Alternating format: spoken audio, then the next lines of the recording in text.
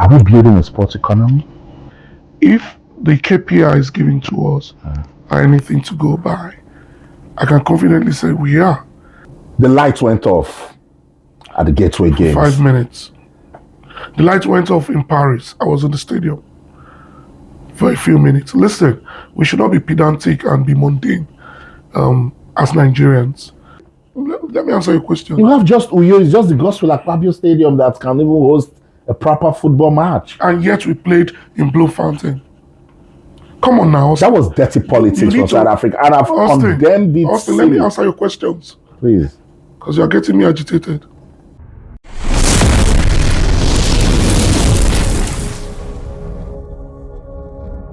Sporty greetings and welcome. If you're new to this channel, I greet you specially.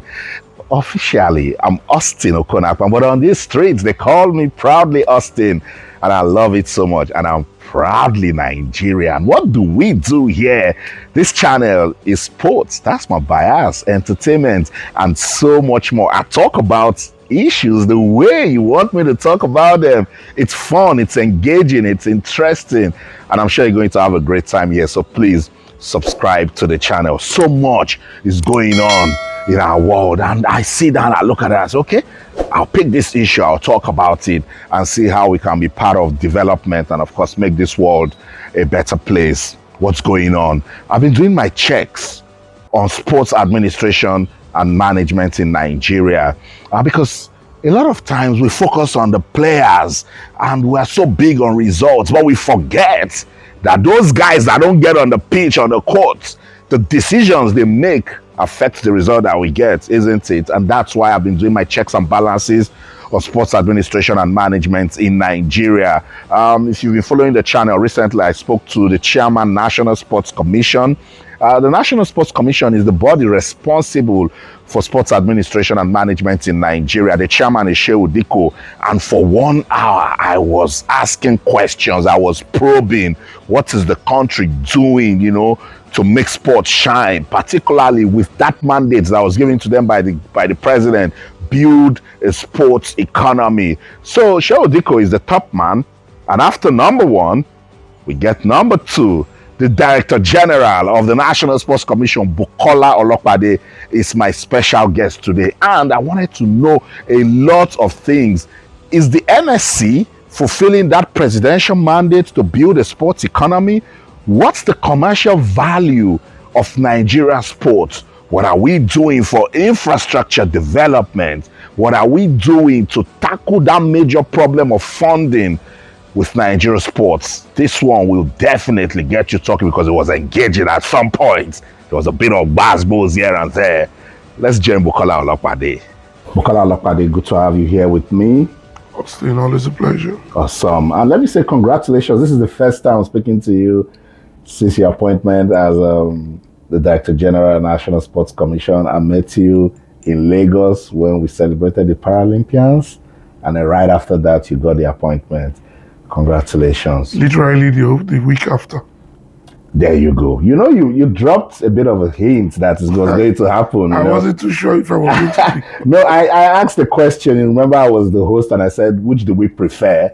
The National Sports Commission. Your voice was the loudest. You said the NSC. I thanked the president for it. There you go, and it's good. What sort of experience has it been? It's been amazing. Also, you must understand that Malam Shehu Dikko and I have been in the business for close to a cumulative 60 years, 30 years each. And we had forged a very organic, beautiful relationship professionally. Haven't done businesses with each other, either as administrators or entrepreneurs. So to have the two of us superintending over sports in Nigeria has been an amazing experience. Of course, the shenanigans that comes with sports would always be there. You'd always have the Garagumbis of this world and all those naysayers who will come up with telltales and subtle blackmails and things like that. But we've always said to each other that we must keep our eyes on the ball. We must be focused on the mandate given to us by President Bola Ahmed Tinubu, which is a very simple mandate. Create a sports economic ecosystem that works for all, that works for the practitioners, that works for the media stakeholders, that works for the engaged people in the public, but that brings naira and kobo into the pocket of indigent people, but also creates bread for those who want to use their skills to be breadwinners. So it's been a very amazing experience. For me personally, it was the job I'd always wanted. So when the president called on me to do it, I thought I was blessed. And so, yeah, I've enjoyed every bit of it. Awesome. And when I spoke to Shehu Dikko, I talked about that mandate. I liked it. The president was clear. Build a sports economy. Let's use the National Sports Festival, the Gateway Games, as a yardstick. Are we building a sports economy? It depends on what angle you're looking at it. If the KPI is given to us are anything to go by, I can confidently say we are. I did something I didn't do in Abeokuta. I did it in Asaba. And what did I do in Abeokuta? We did not mandate a data gathering professional to look at the numbers for us in terms of those empowered day in, day out. But we did in Asaba, and I'm expecting that report. But from a layman's point of view, I saw over 300 registered small-scale business people within the conclave of the festival every day for 15 days. I know a lot of Adire were sold. When you look at the direct and indirect job created through the National Sports Festival, the induced and non-induced one, you would agree with me that we are creating a sports economy. You must think of the renovation and the new facilities that were built. If 2,000 laborers were involved in that, that was as a result of the festival, that was as a result of sports. If 15,000 young boys and girls participated in the festival, got paid wages, got paid allowances, those are ad hoc induced jobs created through the sports festival and through sport. And I just mentioned to you how over 300 small-scale businesses benefited tremendously from what we did with the National Sports Festival. But we've since moved on from the National Sports Festival through hosting the Confederation of African Athletics under 18 under. How was the experience? It was amazing. And in the words of the president of the CAA, Kakaba, Senator Kakaba of Cameroon, the Athletics Federation of Africa, according to him, I've never seen any sort of organization of that beauty ever in the history of athletics in Africa. So for us, it's not about the aesthetics or the look and feel alone.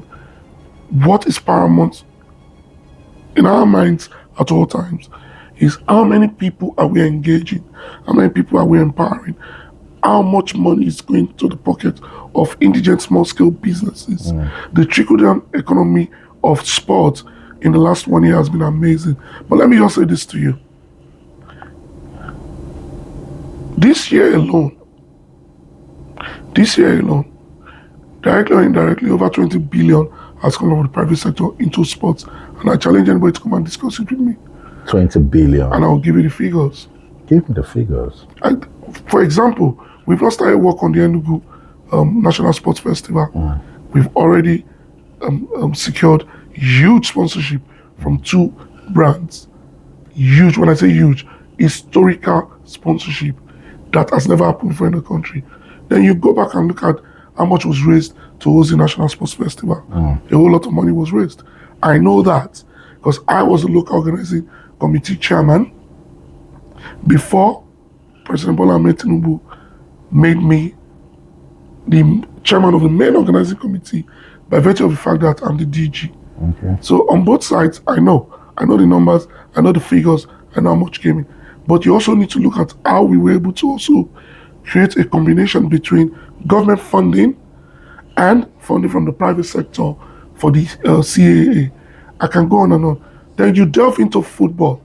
The winners of the league was by a privately owned club from the private sector. Remo Stars, owned by Honorable Shoname, put cumulatively together the amount of money that has been spent by privately owned clubs and now they are winning the leagues, representing the country on the continent. I can go on and on. The amount of money that has come in from the private sector is amazing. I like it, and that's why I've always advocated for the National Sports Commission. But let's talk about the lessons from the Gateway Games that we can use to make Enugu a huge success. I feel the first lesson is improved collaboration between the federal government and any host state. And to that end, I've spoken to the governor of Enugu State on the initiative for us to bring some support in terms of the infrastructural development as appropriated in the budget for this year by the National Assembly. So we're looking at helping in putting together swimming pools for the next 3 host states. That is a very unique, delicate facility that most states tend to struggle to put together. We have said the federal government would partner with the states and put that together for them. But I also believe that the first lesson, the first mistake has been corrected, which is going all out aggressively to bring private sector funding before work starts. And we've done that. I just told you how 2 brands are on board already to support Enugu. The other aspect that we need also to look at, which also was a good one, was the early announcement of the host states. Again, if you follow what we've been doing with the National Sports Festival, right now we're inspecting Bayelsa, we're inspecting Niger, we're inspecting Anambra to determine who becomes the host state for the 2028 National Sports Festival and the 2030 National Sports Festival.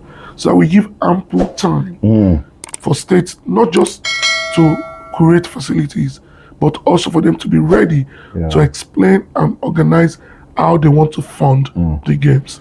Going back to the Gateway Games, because each time I look at this mandate from Mr. President, build a sports economy, I've identified the National Sports Festival, the league, and some other national competitions that we can do.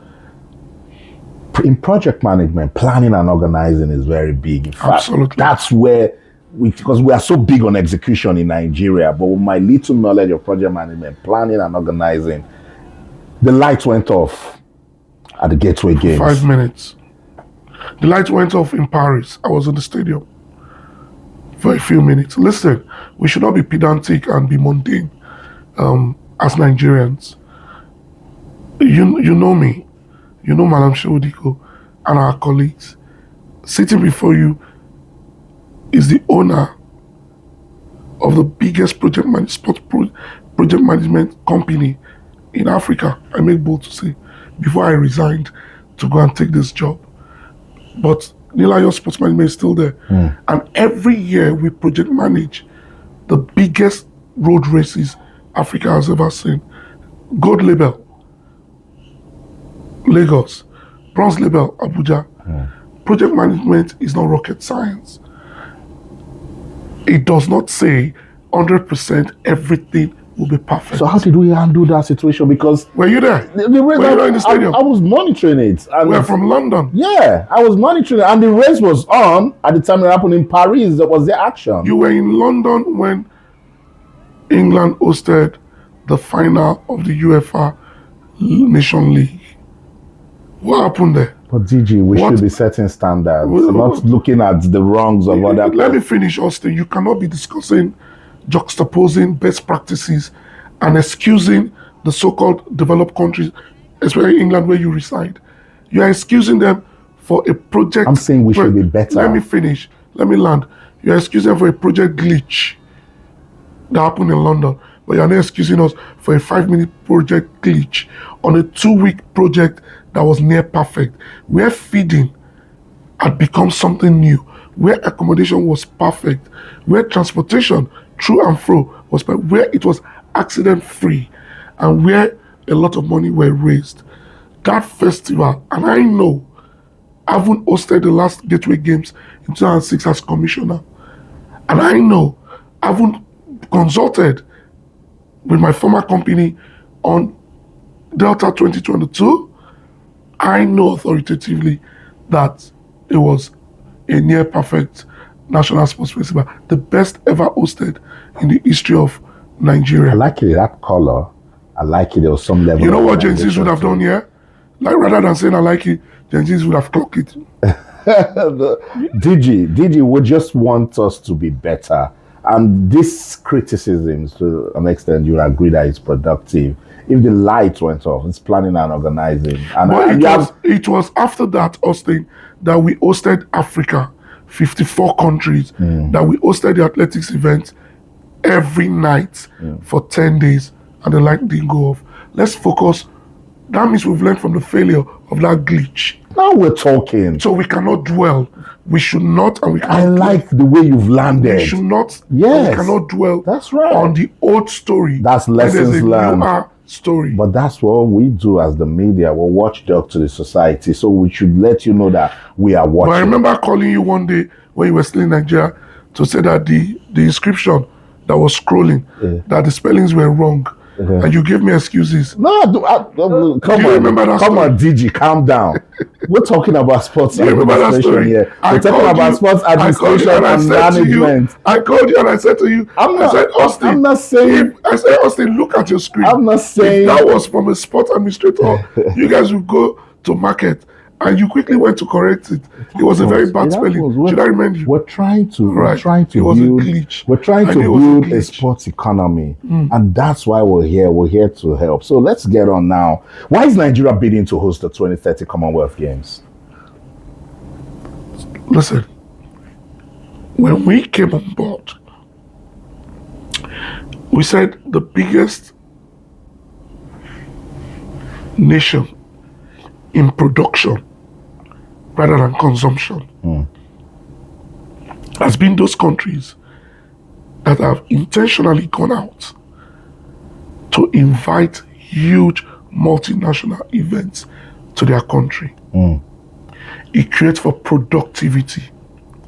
And if the economy we are trying to create is production based, it cannot be consumption based.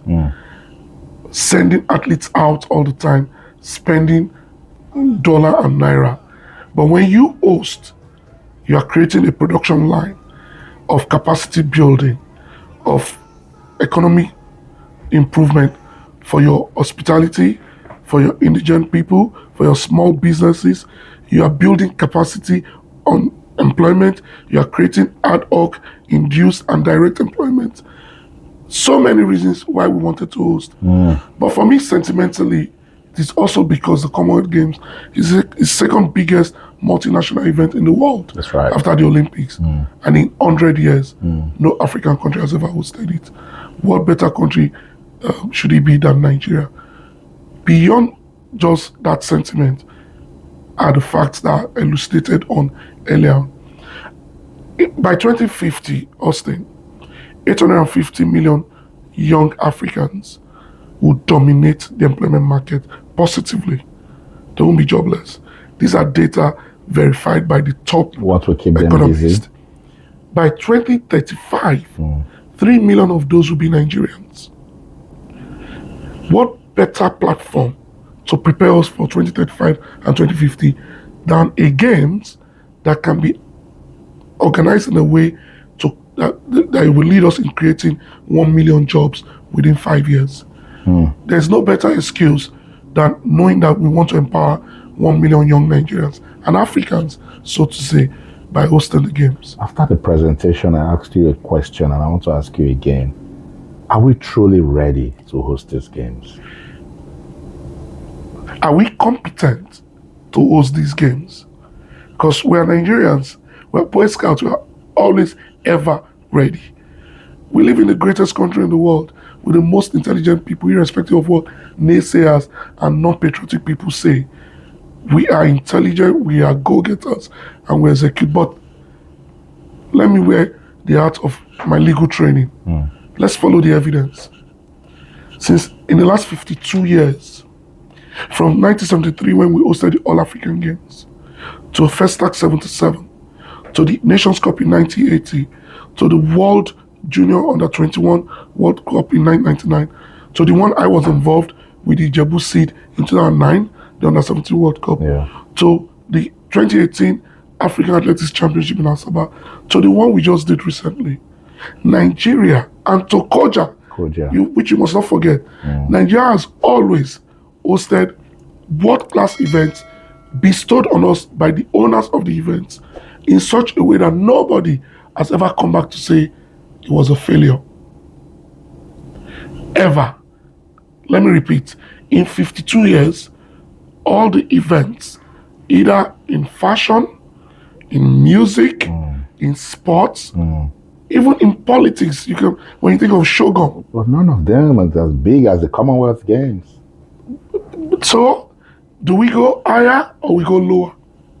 I want us to go higher, but do we have what it takes? If we have executed every aspect of multinational sporting events, or if we have executed multinational events in football multiple times, knowing that football is bigger cumulatively than anything you can think of, I believe strongly that yes, we are ready and we're good to go. But I want to play down on discussing the Commonwealth Games because we were specifically told. So, but we're just talking about us as Nigeria and if we have what it takes to host it, not anything has to do with the bid. One, do we have the facilities? Infrastructure. It's a big problem in Nigeria. No, it isn't. Oh, tell me, how many Let me tell you, let me answer your question. You have just Uyo, it's just the Gospel Akpabio Stadium that can even host a proper football match. And yet we played in Blue Fountain.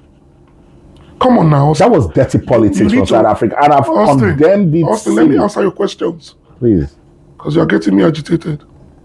Let me answer your questions. Let's go. You're my friend of many years. When you ask me, let me give you an intellectual reply. Okay. You just said Blue Fountain was dirty politics.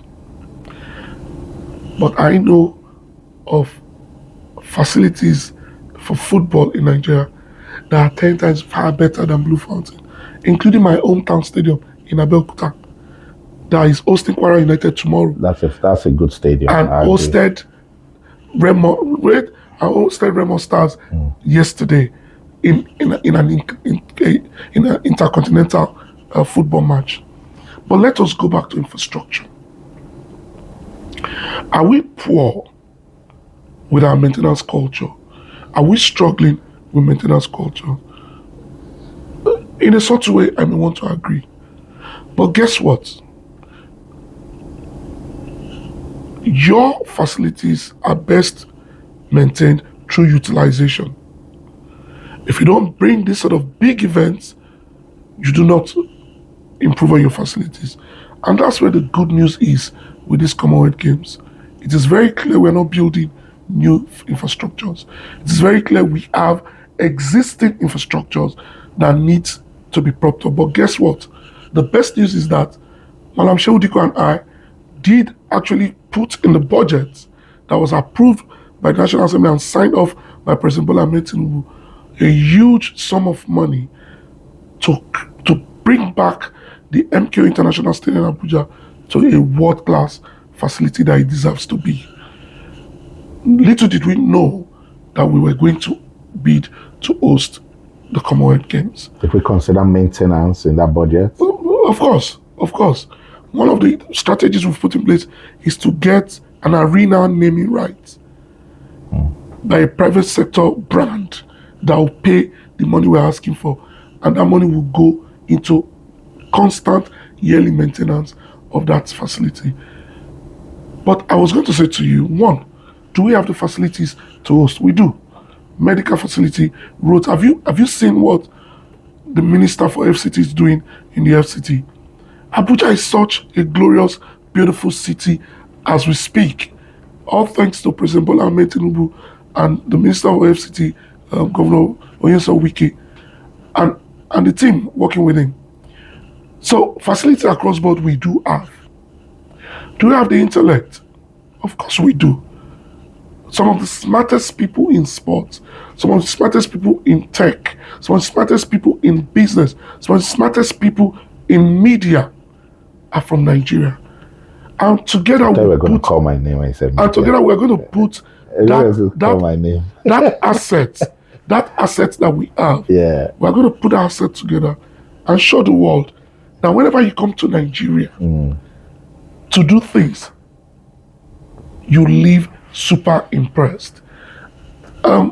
Look, I can go on and give you so many examples, and we won't leave here tonight.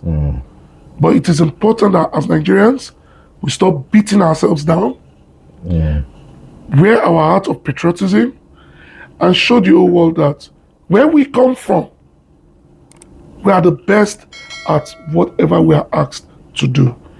And by so doing, it reduces the misinformation that goes out of our country to other countries. We have the biggest superstars in music, for example. Nollywood is growing tremendously. That's right. Those stars were discovered from Nigeria. Yeah. They were built up from Nigeria. That's right. They were managed by Nigerians. And their music were written by Nigerians for consumption by the world. Some of the best footballers today in the world are Nigerians. Discovered from Nigeria, looked after by Nigerians, and now they are entertaining the world. All emanating from Nigeria. Toby Amusho just showed the whole world what Nigerians can do, even in the face of, disturbances here and there. She still won a silver medal. Toby Amusho was discovered in my state many years ago. I know that So in ending this answer for your question, I just feel strongly that the question we should be asking is, when are they going to give us this hosting right, and when do we start running around putting together a world-class event? We'll see. We cannot question if we have the capacity or not. That is very on Nigeria. As Nigerians, we will host an amazing Commonwealth Games and we'll make the world proud. I believe, and I've said it on my TV show a lot of times, that Nigerians were pace setters. If you tell us do something, we'll do it. It's the afterwards that's the problem. And DG, it is the same mouth that a dog uses to play with each other, uses to bite also. Austin, this is also extremely important. Our cities are the most secured cities in the world. When I go out in London, I don't put on my wristwatch. Why? Why? People are getting knifed everywhere. When I go to New York, I'm petrified in Times Square so that somebody does not do a mass shooting. But guess what? The biggest singular tourist attraction in Africa today is Dirty December. That government is about to encapsule and make a thing out of. 450,000 diasporans and foreigners troop into Nigeria every December to have fun and enjoy themselves. And they go home without any issue, no security breaches. I said earlier on, the biggest marathon in Africa is the Access Bank Lagos City Marathon. 12th edition. Or 11th edition. 4,000 foreigners coming in every year. No issues. Security is paramount in hosting the Commonwealth Games. But can we say that nationwide? Security is paramount in hosting the Commonwealth Games.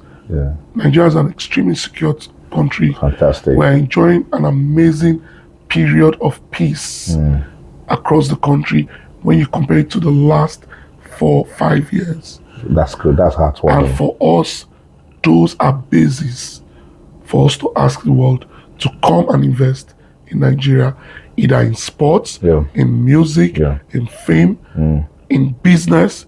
Come and invest. Come to Nigeria. We live in the most beautiful country, and those who have jackpot like you should come back home and let's do this together. My heart is back home. I still do a daily TV show back home. I want to come back. I'll be back next week, and let's leave me. I'm sure you're enjoying that engaging conversation with the Director General, National Sports Commission, Bukola Olopade. I just want to use this breather to remind you to subscribe to this YouTube channel. Remember, it's the Fun Factory, and I want you to be part of this community where all we do is have fun, talking about major issues. We are not so serious about it, but at the end of the day, we do something good if you're part of it. So it would be so, so good to have you become part of this community. So have you subscribed? You did? Good job. We'll get back to Bukola Olopade. Let's talk about, you mentioned Toby Amuson. What sort of reports did they give to you and the NSC as regards what happened in Tokyo, particularly with the kit issue? I was in Tokyo. Okay, tell me the story. I was in Tokyo as chef de mission, which my job bestows on me. And I was in Tokyo to also do the business of the Commonwealth Games and other sporting businesses. I am not going to comment on what Toby said. I'm not going to comment on what AFN said. You know why? Why? I was in Tokyo and I intervened. I brought the two parties together. Good. We resolve it, and that is done and dusted. But why did they give her that sort of kit? After we resolved it, she left me assuring me of winning a medal. We did a video that went viral, and she went that evening and won a medal. But don't you think someone in the AFN... But let's talk about the sad news that was spread by some journalists that more officials attended than the athletes. That was a lie. I did the approval. AFN presented at the time 45 people. The president called me, very prudent gentleman, by the way, Tony Okowa. He called me and said, we do not have to spend as much money because we have decided that only athletes who qualify, only athletes who qualified would attend. And when he eventually submitted his list, it was 15 athletes, 4 coaches, 2 doctors, 1 psychologist, and himself and the secretary. Do your numbers. The only person that went from the NSC was me as the Director General and the chef de mission to all international events that the country is attending. I can go or I can ask representation. Like I asked my director of grassroots to represent me in Angola last week for the Youth Games chef de mission meeting. It's a whole lot of job that has been given to us that we must do. But guess what? The media, after a fake news, let me borrow from President Trump, after a fake news reporter threw out a fake news that was all lies, the media went into a frenzy that it was a jamboree. What you failed... That wasn't on my TV show. That wasn't... What your colleagues failed to recognize is this. Okay. Since Shehu Dikko and I took over, how many teams have we sent out on international events? How many teams? Up to 43, if I'm not mistaken. So you say you guys are not just football central? The jury is out there. The jury is out there. Up to 43, not one day did anybody accuse us of doing a jamboree. But guess what? Athletics should also be a jamboree anyway. Do you know that Toby Amuson brought our own backroom staff? If Nigeria were to pay for those backroom staff, which is what we need to start doing going forward, would the officials not be more than the athletes? Where one coach should not, one athlete, Nathaniel Ezekiel, for example, is high performance athletes. He should have close to 4 to 6 personnel looking after him. Imagine if we had actually done that. Even the chief coach of Team Nigeria in athletics, Solomon Liu, I dropped him. So for someone to now suggest that, I mean, we need to, it goes to what I was saying earlier on about us demarketing our country. We need to stop being negative about this country. We need to start measuring what we churn out to the world and being conscious of the fact that the truth at all times should and must be spoken, so that people can understand the kind of people that we are. Yeah, but it's all about responsibility. And just as I said to Shehu Dikko, the NSC needs to do more with communication. You need to tell the federations that they need to communicate. Call a press conference, say what you're going to do. We need to be open. transparent, because we're in the age of social media where one blogger that has 2,000 followers wants to feed us something that would bring persons to their page. So you guys know the reputable media houses. You need to talk more. I so we challenge understand. you to go back to 4 weeks. I challenge you to find out if we did not release the list of athletes and officials going to Tokyo. We're talking about You're people talking sitting down. about Shehu Dikko. You're talking about Shehu Dikko and Bukola Olopade. We are media people. I agree. We are media people. Our relationship with the media in the last 30 years. But is Tony Okowa is he a media person? The federation? You just said Shehu Dikko and I. Yeah, you guys are the NSC, but you are working with federation. Austin, we are media people. And when our job also is to assist the federation to reach out to the media. That list was released 4 weeks or 3 weeks before Tokyo. So somebody just wanted to be funny. It is the funny people that I'm appealing to today to please join us in creating a very progressive sporting environment, business environment, brand visibility for our country. Yeah. We need to. It's not just the job of those who are in power. It's also the job of those who are proud to be Nigerians. I want to stay with the federations. The federation, they have that component that can actually make this sports economy work properly with you guys. How much challenge has it been for you guys with the leadership of sporting federations? I think we've had a very good collaborative strategy so far. Even when you look at the elections going on, it has been acrimonious, but quietly. And the NSC has been able to resolve so many acrimonious issues without people going to courts. I believe that the first thing we did, which was to introduce chief operating officers, is a strategy that will work on the long run. It has started working for some of the federations. Esports is beginning to gain traction and raising money. Badminton. And I've had a discussion with the weightlifting president on how we must get a chief operating officer. Because how do you have a lifter like Sarah and she is not on billboards all over the country?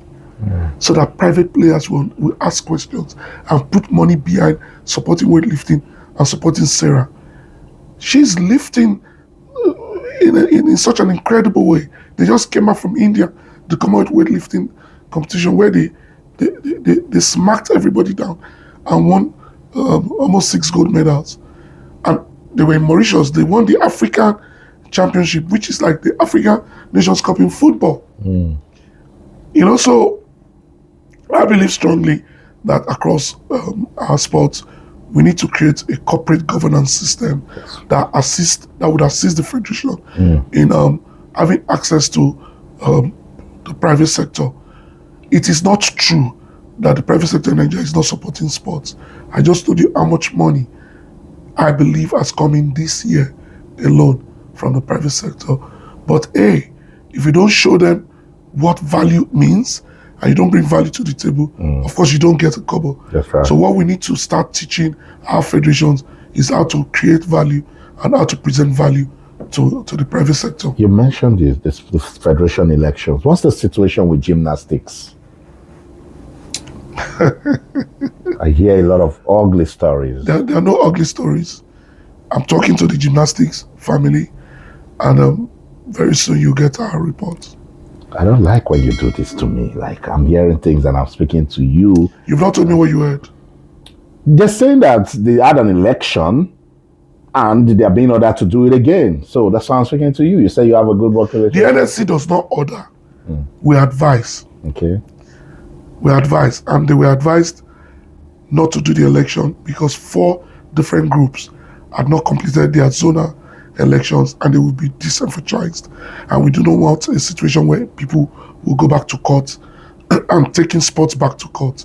And when we advise that the election should not be held, I don't know why anybody will be saying they already had the election. Because to the best of my knowledge, the representative of NSC were not, I do not have any report on my table to show that an election was organized. But I spoke with Kelvin, the president, a few days ago. He's my friend and brother of 38 years.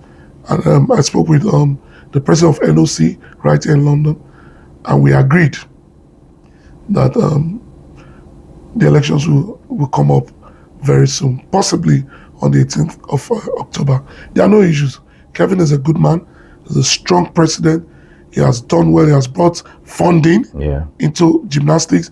He has brought capacity building internationally, with instructors coming from all over the world to teach our people how to undo gymnastics. So we're going to have a Georgia where we'll agree on the way forward. It's better to Georgia than to War. I like that. Let's talk about the king of sports, football. Can the Super Eagles still qualify? The king of sport for me is para weightlifting and para wheelchair basketball. Okay. But you can talk about football, which is your own king. No.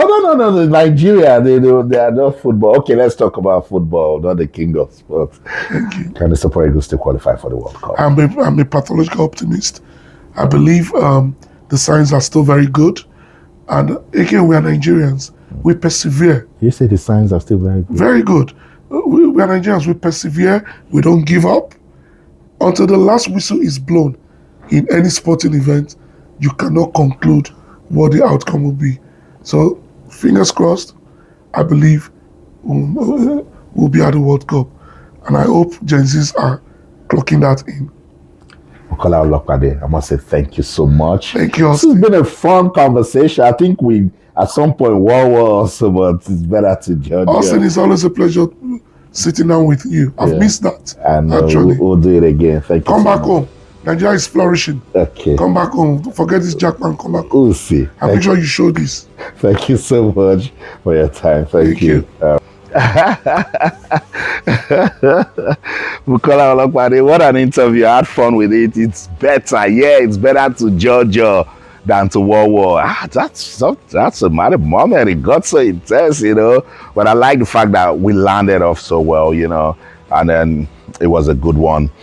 Sometimes this is the sort of thought-provoking conversations that we should have, so that persons involved with sports administration, not just in Nigeria, but in Africa, so they get to know that we're watching, that we need to hold them accountable, that they must be transparent and, lead with proper responsibility, knowing that the actions, policies, decisions that they make can actually define sports in the country or wherever they are doing it. So thank you so much to Bukola Olopade for his time, and of course you for going all the way with us. The Shehu Dikko was about 1 hour, this one was about 40 minutes, and you guys have been riding with me. Thank you so much. So I don't just want to make this Nigeria. I've been trying to see if I can get some sports administrators in Africa, particularly my brothers in South Africa. There's so much going on with football administration in South Africa, so I'm trying to speak to somebody. When it happens, you're going to see it on the channel. Don't forget to subscribe. I'm feeling the love. I'm loving it. We're growing. Let's keep it going. Whew. I like that conversation. I'll see you around again. That's it.